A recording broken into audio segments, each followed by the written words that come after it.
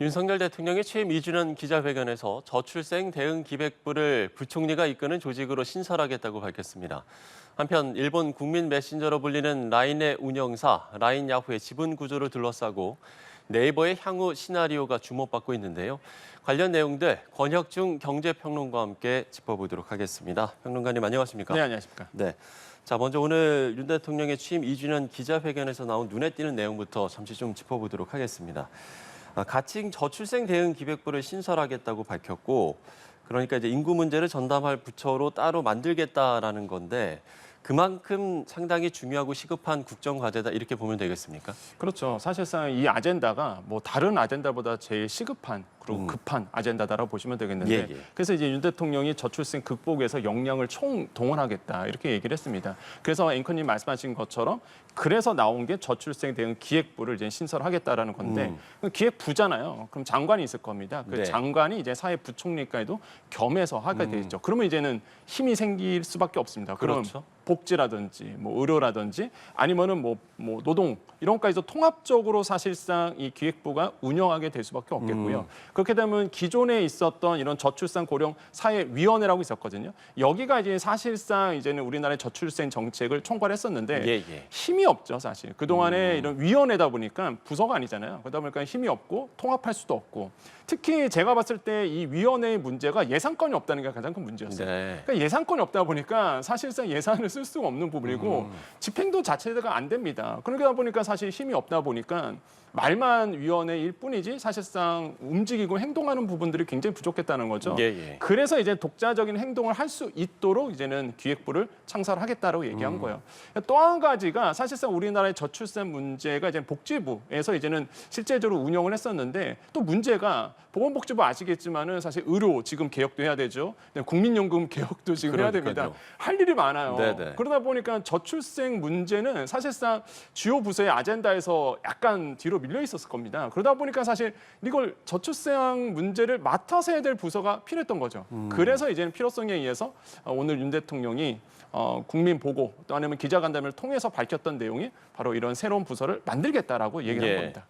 그럼 이제 평론가님의 말에 좀 종합을 하자면 네. 이렇게 이제 전담 부처가 생기게 되면 그러니까 정책 집행도 뭐 빠르기도 하고 때로는 좀 파격적이기도 하고 네. 이런 어떤 효과를 좀 기대해 볼 수 있겠다 이렇게 보면 되겠습니까? 그렇죠. 예산권이 들어간다는 게 가장 큰 이유예요. 예. 항상 그렇습니다. 이게 정부부처는요. 누가 예산을 많이 쓰느냐가 사실상 그 힘을 가늠할 수 있거든요. 네. 그러니까 사실상 이번 새로운 부서가 만들어지고 예산권이 주어진다 그러면 확실하게 이제는 저출산을 위해서 독자적인 예산을 가지고 현금성 지원을 해줄 수 있는 힘도 생기는 거예요. 그러다 보니까 파격적인 지원도 저는 분명히 가능하다. 물론 정치적인 타협은 있어야 될 겁니다. 네네. 사회적인 합의가 있어야지만 뭐 헝가리식 발전이죠. 헝가리식 모델인데 뭐 예를 들어서 뭐 정말로 이제는 아이를 낳은 어느 가구에게는 뭐 원금, 그러니까 대출에 대해서 탕감을 해주는 거죠. 그래서 이런 게 사실 되게 파격적이잖아요. 그러니까 사실상 이런 정책도 나올 수 있는 거죠. 그래서 제가 봤을 때는 이번에 나왔던 이런 저출생 대응 기획부가 네. 이런 점에서 저는 의미가 있고요.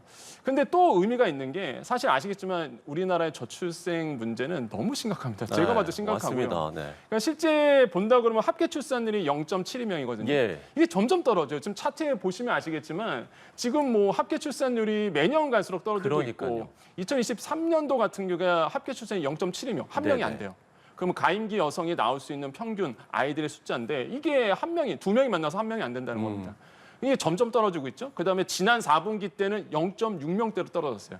그러면 올해 같은 경우가 아직 뭐 올해는 시간이 가고 있지만은 지금 속도로 간다 그러면 올해는 0.6명대입니다. 그러니까 더 떨어진다는 얘기예요. 그러면 말 그대로 이제는 저출산 문제가 우리 사회적으로 너무 큰 문제고 이게 경제적으로 본다 그러면 실제적으로 이제 OECD 국가 38개 국 중에서 한 명이 합계 출산율이 한 명이 안 되는 1명이 안 되는 게 우리나라가 유일하고 네네. 그다음에 지금 통계들이 많이 나오고 있습니다. 뭐 50년 후에는요. 인구가 우리나라가 지금 한 5,100만 명 정도 되거든요. 3,600만 명으로 줄어듭니다. 그러면은 사실상 생산 가능 인구가 그만큼 줄어드는 거잖아요. 그러면 우리가 흔히 이런 얘기를 합니다. 소는 누가 키우냐. 이게 숫자로 얘기하면 많은 시청자들이 이런 생각하실 거예요. 이게 피부로 잘 안 와닿는다. 그럼 그렇죠. 제가 피부에 와닿게 말씀드릴게요. 지금 제 나이 때가 만약에 20년 후, 30년 대에 연금을 이제 받게 되는데 그 연금을 낼 사람이 없어지는 겁니다. 그러면은 우리들의 노후라든지 실제적으로 노후 생활이 굉장히 팍팍해지겠죠. 네네. 그러니까 사실상 저출산 문제가 너무 심각한 문제라는 거예요. 그래서 지금 생산 안 되죠. 그다음에 뭐 사람이 있어야 소비가 이루어질 거 아닙니까? 소비도 안 되죠. 그러니까 이 저출산 문제는 너무 우리나라에서는 제가 봤을 땐 가장 시급한 아젠다가 아닐까. 그래서 오늘 이제는 담화에서 이런 얘기가 이제 나왔다고 생각을 해봅니다. 예, 알겠습니다. 결국 이제 말씀해 주신 건 이제 중요한 건 실효성일 텐데 좀 실효성 있는 그런 좀 부처가 됐으면 하는 바람을 좀 가져보겠습니다. 자, 주제를 바꿔보죠. 라인야후가 탈네이버를 공식화하고 네이버의 지분 매각을 요청을 했습니다. 뭐 앞서 이제 저희가 뭐 뉴스로도 좀 전해드렸습니다만 오늘 일단 소프트뱅크 측에서 네이버와 협의를 하고 있다 이렇게 밝히기도 했는데 현재까지 이 상황들을 좀 설명을 해주신다면요. 일단 소프트뱅크 쪽에서는 이제 합의를 하고 있다라고 얘기했는데 예, 네이버는 아무런 반응이 없거든요. 예, 그렇죠. 사실상 이제 소프트뱅크가 지분을 1%라도 더 갖고 오게 된다 그러면 사실상 이제는 그 야후 라인 같은 경우에는 사실상 우리나라의 기업이 아니라고 이제는 볼 네. 수가 있겠습니다. 그래서 이런 문제에 대해서 지금 계속적으로 얘기가 하고 있고, 그러니까 이렇게 보시면 돼요. 이 이슈가 뭐냐 그러면 라인이라는 이제 메신저 앱이 있습니다. 이게 국민 메신저 앱이에요. 우리나라의 카카오톡처럼. 그렇죠. 예, 일본에 대한 이제는 국민 메신저 앱인데 사실상 지금 활성자 수가 거의 9천만 명입니다. 거의 1억 명이 되고요. 뭐 예. 동남아시아까지 하면 거의 2억 명이 넘어가거든요. 엄청난 사실상 이 라인 야후가 갖고 있는 이 라인의 메신저 앱이 가장 큰 영향력을 미치고 있어요. 근데 이게 지분율을 본다 그러면 이게 50대 50으로 소프트뱅크와 네이버가 나눠 갖고 있거든요. 예. 이게 모회사가 A홀딩스라고 있습니다. 근데 이게 사실상 지금 지분을 이제 네이버에서 내놔라라고 얘기하고 있는 거예요. 그래서 지금 차트에 보시면 아시겠지만 일단은 일본 정부가 나섰습니다. 일본 정부가 라인 야후 쪽에 1차 행정 지도를 했는데 그게 네. 왜 그러냐면 작년 말에 보안 이슈가 있었어요. 그렇죠. 작년 11월에 네. 보안 이슈가 있으니까 이제는 사실 일본 정부 입장에서는 이거에 대해서 행정 지도를 한 겁니다. 근데 이제 네이버, 그러니까 라인 야후 쪽에서 이제 행정 지도를 내려받은 다음에 이거에 대해서 보고서를 썼거든요. 근데 그게 합당치가 않다 해서 2차 행정 지도까지 내려요. 예. 그러다 보니까 사실상 지금 상황에서 본다 그러면 노골적으로 일본 정부가 네이버의 지분을 이제 팔아라고 압력을 준다 이렇게 볼 수가 있거든요. 지금 또 이제는 A홀딩스 얘기가 나오고 있는데 이렇게 보시면 돼요. 지금의 라인 야후가 이제는 사실상 라인을 운영하는 회사인데 네네. 그 위로 보시면 A홀딩스라는 이제는 조인트 벤처가 있습니다. 이게 조인트 벤처잖아요. 조인트 벤처인데 네이버와 소프트뱅크가 지분 50대 50으로 해갖고 만드는 이제 사실상 홀딩스예요. 그래서 이 A홀딩스가 라인 야후의 60 최대 주주죠. 예, 최대 주주 한 60% 이상 갖고 있으니까. 그래서 여기서 잘 보시면 50대 50이잖아요. 여기서 1%라도 잃어버리면 이제 소프트뱅크가 최대 주주가 되는 겁니다. 그러니까 독자적 행동이 다 가능해지는 거예요. 그래서 지금 야후 입장에서는 뭐 소프트뱅크 입장에서는 지금 이 지분에 대해서 네이버와 어느 정도 합의를 하고 있다고 얘기를 흘린 건데 네네. 네이버 입장에서는 긍정도 아니고 부정도 아닌 이렇게 얘기를 하고 있는 거예요. 아마 지금 내부 논의는 되고 있을 것 같다. 네이버 내에서요? 네, 네이버 내에서도요. 그래서 지금 이게 어떻게 흘러갈지 보셔야 되고 이게 자칫 잘못하면 국민 감정 싸움까지 되는 거죠. 그래서 지금 이 이슈가 굉장히 큰 네이버나 IT 업계에서는 굉장히 큰 이슈입니다. 예. 사실 이제 네이버 기술을 기반으로 일본에 뿌리를 내려서 네. 뭐 앞서 이제 말씀을 해주신 대로 그야말로 일본의 국민 이제 메신저로 통하고 있는 상황이지 않습니까? 네. 그런데 지금 그 이번 이사회에서 유일한 한국인 이사도 빼기도 지금 결정을 한 상황이다 보니까 그러면 이제 일본 기업화될 가능성이 상당히 좀 높다 이렇게 봐야 되겠습니까? 어떻게 보세요? 힘의 싸움으로 들어간 거죠. 한마디로 이제는 신중호 대표이사 겸 이제는 최고제품 위원장인데 사실상 이분을 이사진에서 뺐다는 얘기는요. 이사진은 이제는 올 전체가 다 일본인이죠. 그렇게 예. 된다 그러면 사실상 이사진에서 목소리가 사라지는 거죠. 그러면 네이버의 목소리가 사라지게 돼요. 물론 그 라인 야후 같은 경우가 실상으로 본다 그러면 이제 경영권은 사실상 소프트뱅크가 갖고 있었습니다. 네. 기술을 이제 네이버가 하기로 해서 약속을 한 상태인데 아예 그냥 네이버의 어떤 목소리가 다 사라지다 보니까 사실상 이제 일본 기업이 될 수밖에 없는 기업인 거죠. 그런데 아까도 말씀하셨지만 2011년도에 네이버가 막대한 투자를 해갖고 일본 시장에 진출한 거거든요. 거기에 갔던 기술진들 정말 고생 많이 하셨습니다. 네. 그런데 이게 통째로 이 지금에 와서 이제 일본 기업이 된다고 하니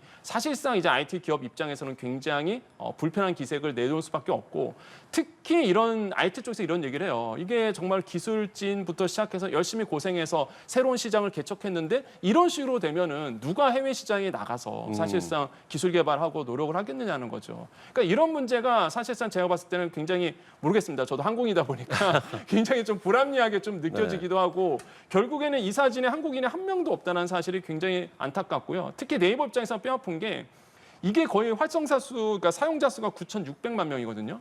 아까도 말씀드렸지만 이게 거의 2억 명까지 돼요. 동남아까지 그러면. 그러니까요. 이게 엄청난 사실 국민 메신저예요. 지금 나오고 있죠. 그래서 뭐 9,600만에 이제 태국, 대만 여기서도 많이 쓰고 있습니다. 2억 명 규모인데 이 월 이용자 수가 이 정도 된다는 얘기는 여기서 사실상 캐시카우거든요. 그러니까 네. 네이버 입장에서는 여기서 이제 돈을 벌어들이고 있는 상황에서 이 캐시카우가 없게 되면은 현금 창출 능력이 떨어지게 됩니다. 그럼 주가도 영향 미치죠. 투자자들 봤을 때 네이버의 가치가 떨어질 수밖에 없어요.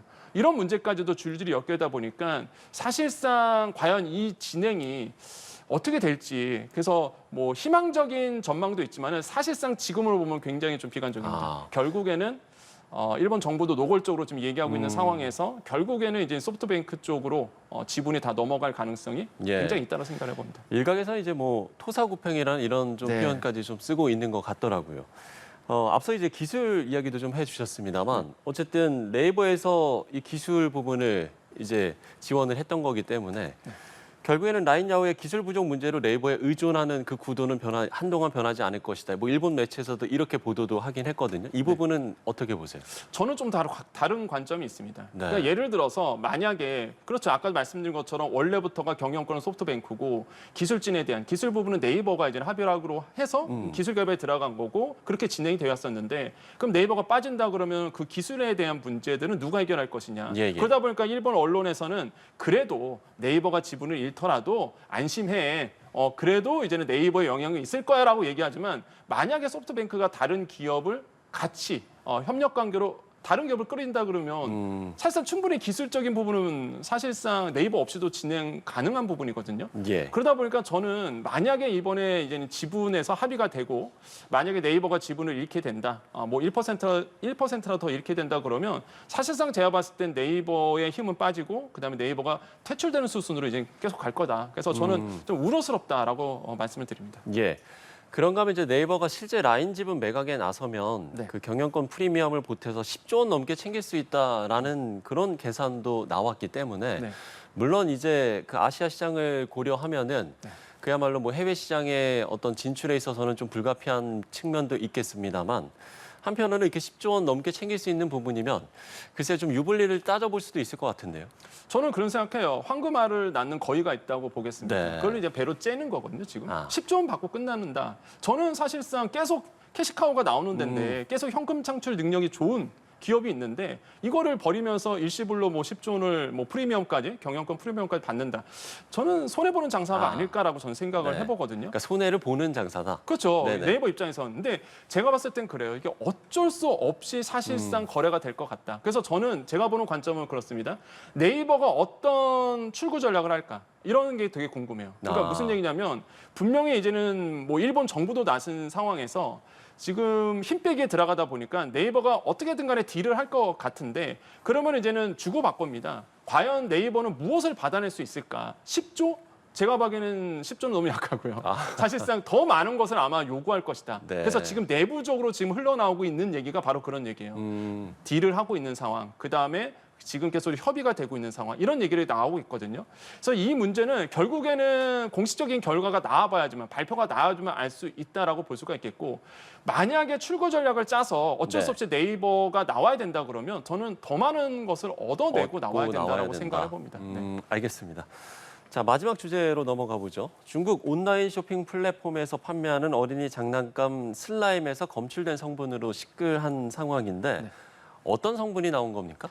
과거 우리가 그 가습기 살균제에 대해서 굉장히 논란이 있었잖아요. 예, 똑같은 그렇죠. 성분이 나왔습니다. 아. 그러다 보니까 발암 물질이거든요. 네네. 그러니까 사실상 슬라임 같은 경우는 아이들이 사실상 갖고 노는 장난감 중에 하나인데 여기 이제 발암 물질이 나왔다 그러니 사람들이 뭐 보호자 입장에서는 굉장히 놀랄 수밖에 없고요. 예. 이번에 서울시가 이제 발표를 했어요. 이제 뭐 예를 들어서 중국 시커머스죠. 이런 데서 수입해 오고 있는 어린이 제품에서 검사를 해봤더니 납이라든지 카드뮴이라든지 이런 발암 물질들이 이제는 발견이 됐던 거죠. 그래서 이거에 대해서 이제 주의보를 내린 상태라고 보시면 되겠고 실제 왕구라든지 학용품에서 부적합적인 어떤 물질들이 계속 나오고 있습니다. 예. 그래서 저는 사실상 시커머스 그러니까 뭐 알리라든지 테무에서 저도 삽니다. 사는데 제 피부에 닿는 거, 그다음에 아이들의 피부에 닿는 거, 아이들이 쓰는 건 절대 안 사요. 아. 왜 그러냐면 케이스 인증이 없습니다. 아시겠지만 이제 목록 통관으로 들어오거든요. 150불 이하 같은 경우는 관부가세를 안 냅니다. 네네. 근데 내가 쓰려고 사는 거거든요. 그럼 목록 통관 같은 경우에는 KC 인증을 맡을 이유가 없어요. 그렇게 된다면 안정성을 무엇로 담보할 수가 없잖아요. 담보할 수가 아무가 없다 보니까 저는 일단 피부에 닿는 건 안 사는 편인데 그래서 지금 왕구 제품에 대해서 이렇게 뭐 부적합 품명이 나왔다라는 것은 좀 주의할 필요가 있지 않나 이렇게 생각을 해보겠습니다. 예. 정부가 이제 이르면 다음 주에 해외 직구 플랫폼에 대한 소비자 보호 대책을 추가로 발표할 예정이라고 하는데 이건 이제 어떤 내용인 겁니까? 일단은 통관에 대해서 아마 규제를 강화할 겁니다. 지금 같은 경우는 목록 통관으로 아까 말씀드린 $150 이하 같은 경우는 그냥 내가 쓸 목적으로 누구나 수입할 수 있거든요. 직구를 할 수 있잖아요. 예. 그러다 보니까 통관 자체에 불합리함이 있어요. 예를 들어서 내가 수입업자입니다. 나는 관부가세를 다 내고 수입을 해요. 그런 다음에 그걸 도매업체 주고 소매업체 줘서 유통 단계를 거쳐서 소비자한테 가는데 직구 같은 경우에는 그냥 내가 사서 쓰는 거거든요. 그러면 우리나라의 소상공인 분들이라든지 우리나라에 장사하신 분들은요 고사 상태로 갈 겁니다. 그래서 이렇게 생활 물품에 대한 통관을 강화해서 질서를 잡아나가겠다. 이런 부분도 이제는 분명히 이제 밝힐 것으로 보고 있고 또 한 가지 소비자 구제책이죠. 그리고 무슨 얘기냐? 한국 법인을 세우라고 얘기를 했거든요. 지난 발표 때요. 근데 실제 알리는 있습니다. 알리익스프레스는 이미 한국 법인이 있는데 테무 같은 경우는 없거든요. 그래서 이제 한국 법인을 세워서 소비자들의 불만 사항이라든지 CS 부분을 맡아서 제대로 처리해줘라. 대표적인 게 환불이죠. 예. 그다음에 취소 처리겠고요. 이런 것들의 CS에 대해서 얘기를 하라는 게 이번에 이제는 아마 두 번째 정책에서 나올 것이다라고 보고 있고요. 어쨌든 간에 시커머스에 대한 규제는 분명히 있어야 된다. 우리나라의 이런 커머스 회사, 뭐 쿠팡이라든지 아니면 다른 나라 뭐 11번가라든지 이런 그 오픈마켓과의 기울어진 운동장이 아니라 평평한 운동장에서 경쟁을 할 수 있도록 저는 만들어줘야 된다라고 생각을 해보겠습니다. 예, 알겠습니다. 자, 세 가지 경제 이슈들 만나봤습니다. 권혁준 경제평론가와 이야기 나눠봤습니다. 오늘 말씀 고맙습니다. 네, 감사합니다.